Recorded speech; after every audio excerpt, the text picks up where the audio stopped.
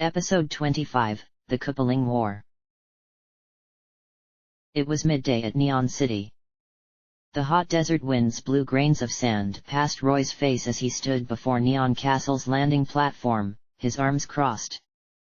Below him, in the bright, multicolored city, the sounds and anthems of its gambling halls continued to play while its ruler mused up above. Roy shot a glance at Larry.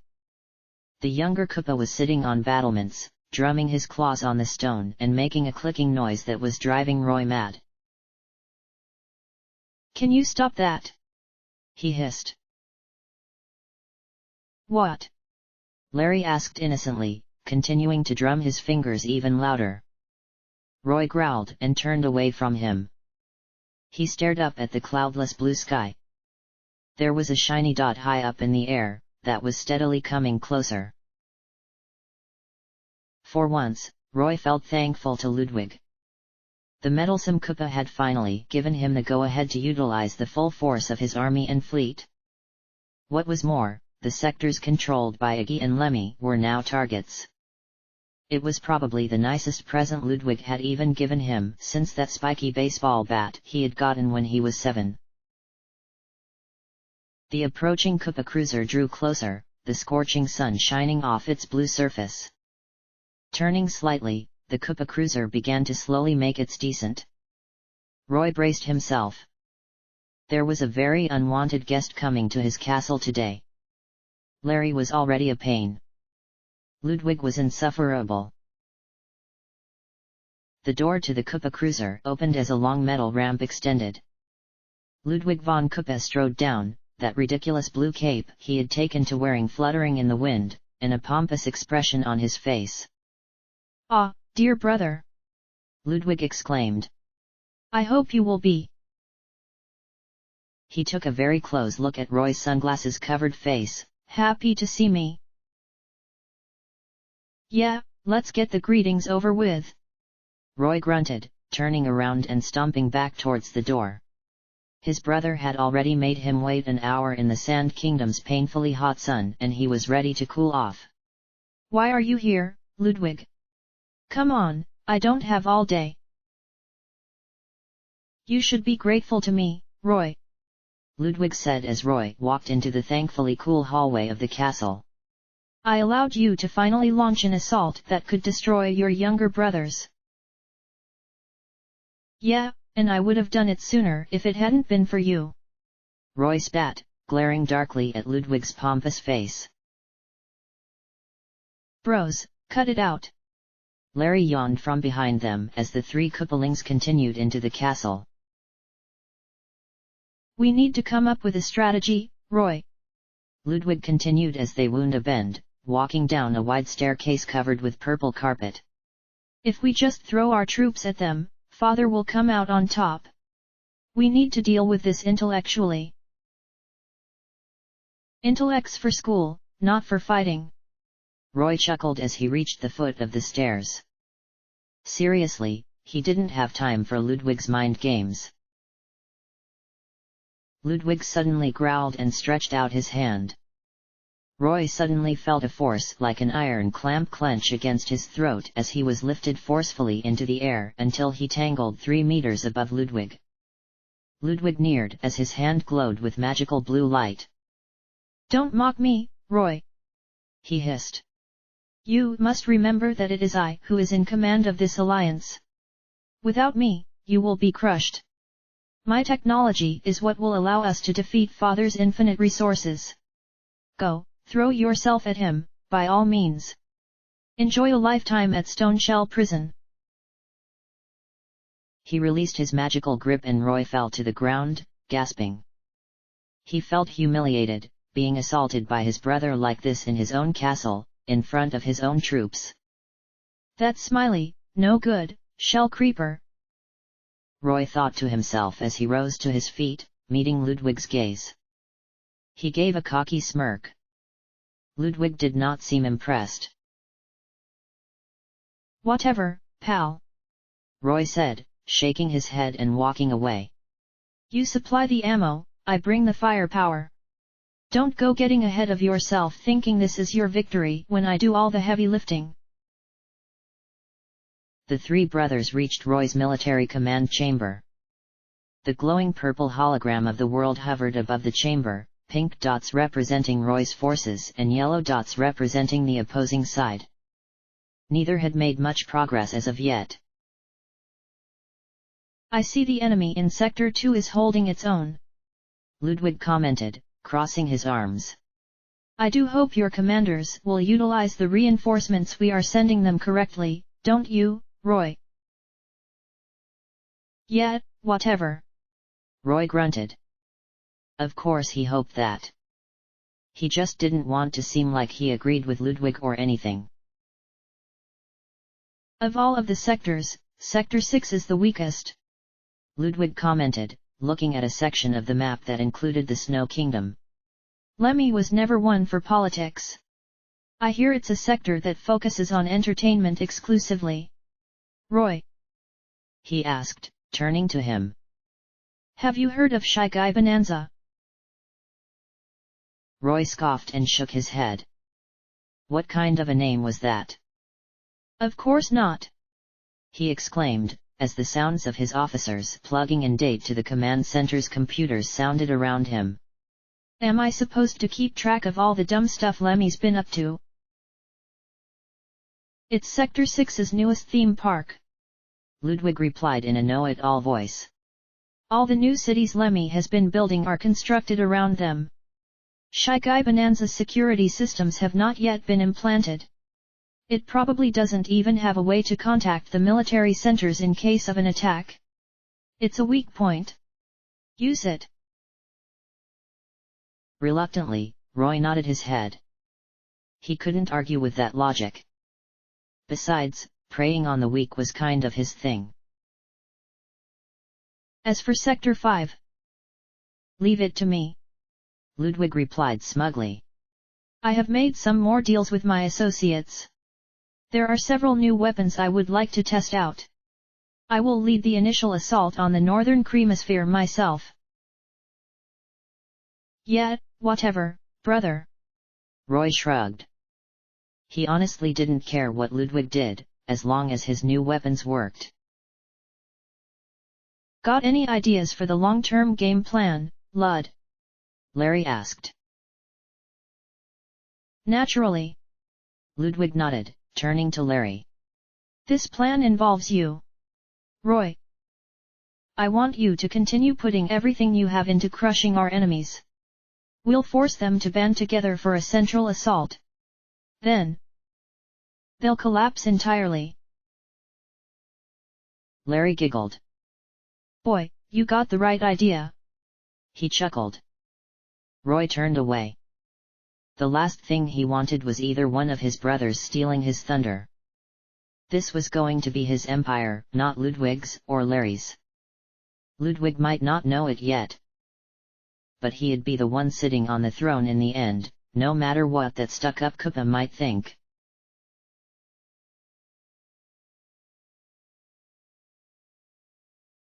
As Larry walked out of the military room, he saw Koops standing in the hallway, arms crossed.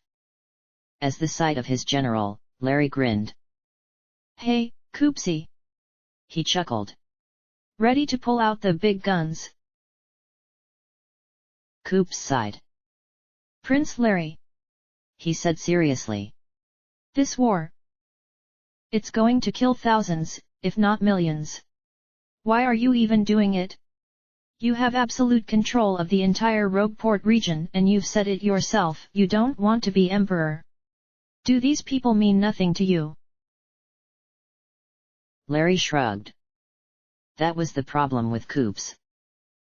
He was far too moralistic to be a truly perfect soldier, even though he excelled at everything else. Good thing he was easy to keep in line. Hey, don't go turning traitor on me. Larry grinned, pointing a claw at Koops. My mark's still on your wife and kids. All it takes is a snap of my fingers, and goodbye, Koopy-Koo. Koops' gaze hardened as he turned away. I'm not betraying you, Larry, he said darkly. I just hope you understand what you are doing.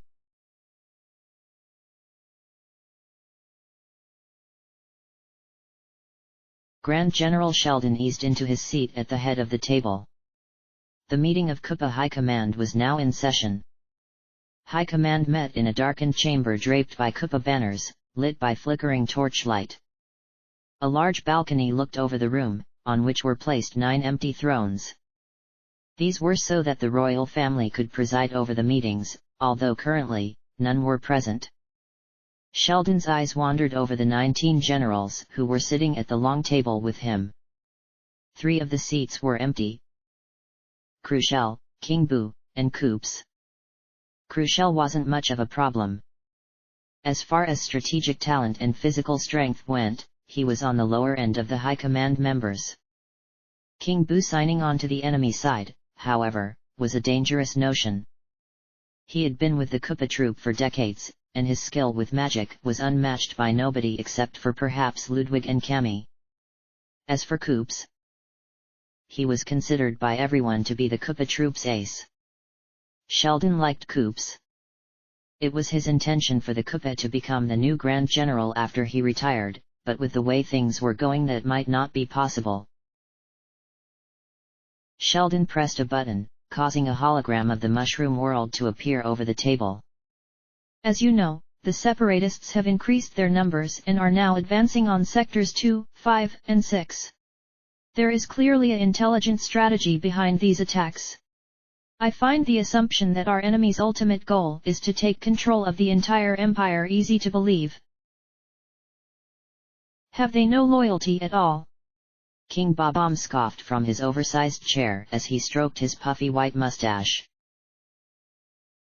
We must act accordingly, Sheldon said sternly. I want troops across every border. We cannot allow our enemies to gain any territory. The Emperor's mental health is already bad enough as it is. If the rebelling princes start to make headway, it could deteriorate altogether. What's the plan, sir? General Gump asked. After asserting our dominance over the world, our military has not been mobilized, instead remaining on the defenses to deal with rebel groups.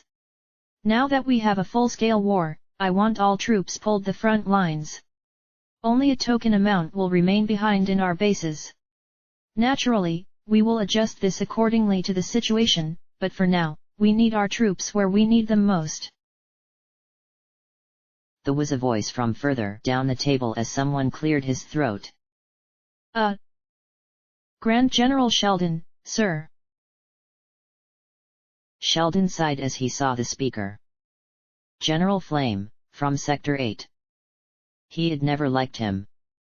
More likely than not, the only reason why he had been able to make it to High Command was because of General Lucatelli's tragic airship accident. Sheldon had personally voted against Flame's acceptance, although in that case he had been outvoted. What is it, Flame? Sheldon asked evening, placing his hands on his chair's armrests. Don't you think, sir, that our troops in our sectors have work to do? I mean... He smiled. You never know what kind of enemies could be hiding in our midst. Terrorist factions are not our priority right now, Sheldon replied sternly. Even Fire Flower has never been able to threaten the Koopa Empire like this alliance has. Unless if I get a confirmed report of terrorist activity, I want all of your forces at the front lines without question. Flame scowled. He looked upset about something. Whatever it was, he wasn't speaking up about it. Sheldon certainly hoped Flame wasn't keeping a potential threat secret from the Council.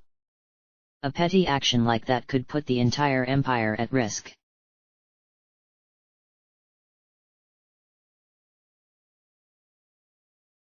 Princess Daisy sat on a chair in her private quarters, staring at the red-tiled roofs of Sarasa City.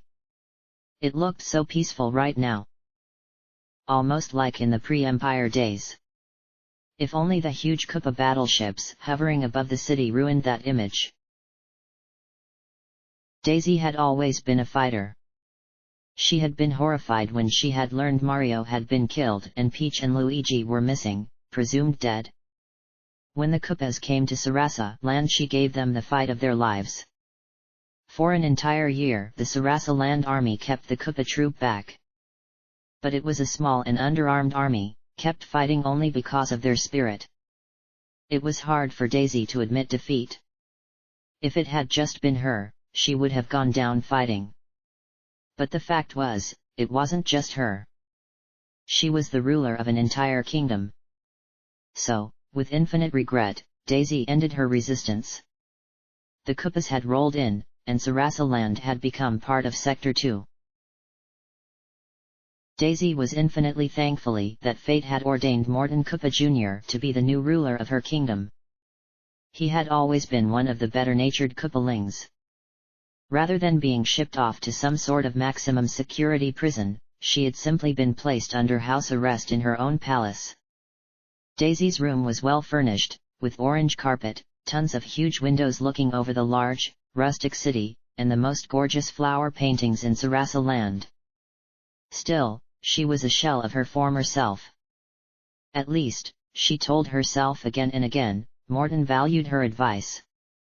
The burly Kupa was definitely not meant to be a politician, and while they were on separate sides, seemed rather nice and even kind at times. She had, several times, persuaded him to increase the rights of non-Kupa citizens.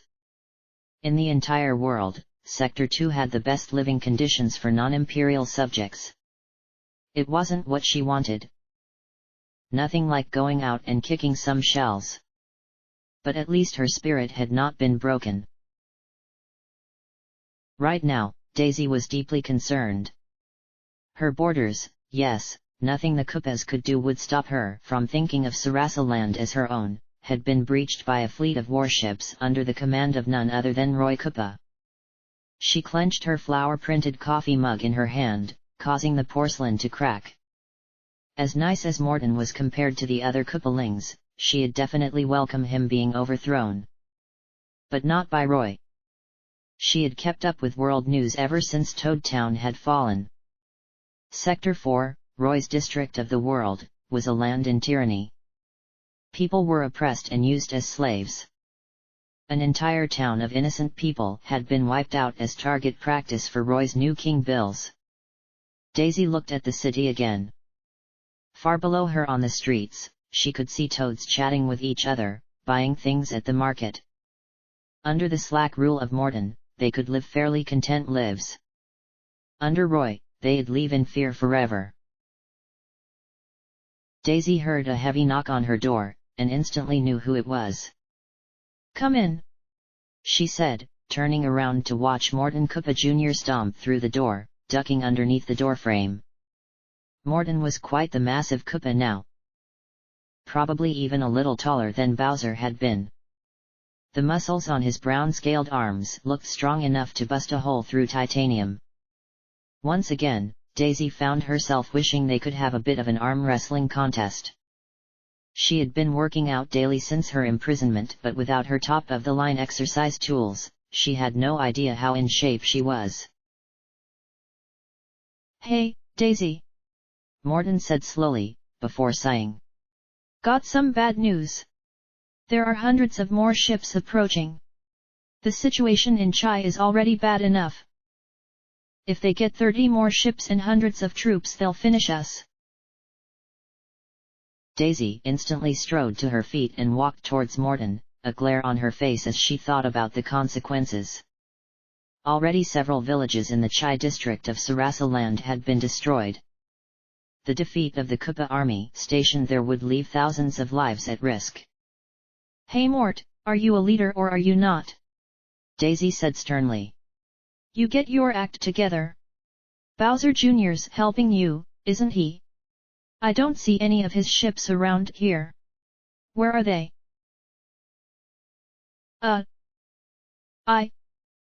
Morden stammered. For such a huge and powerful Kupa, he was sure a big wimp. "Morden, you have to understand this," Daisy said in a more level voice, gripping one of Morden's huge hands. "If Roy's army is allowed to advance through Chai, they'll reach the city in no time. This entire castle is going to come under his control. Once they've got the capital, they've basically taken Sector 2. You don't want that to happen, huh? Yeah. Morton nodded. Daisy, you got a point. I'll talk to Junior in a minute. You better. Daisy nodded with steely eyes. She hated having to leave her kingdom's defense up to a guy like this. Hey Morton, if you let me out, I'm sure I could come up with a few ways to send your big brother packing. I really would, Daisy. Morton said genuinely. You should know by now I honestly got nothing against you. But King Dad would flip.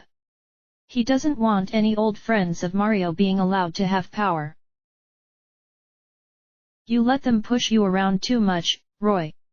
Daisy said, with a hint of compassion. She really did sympathize with the more gentle Koopa at times.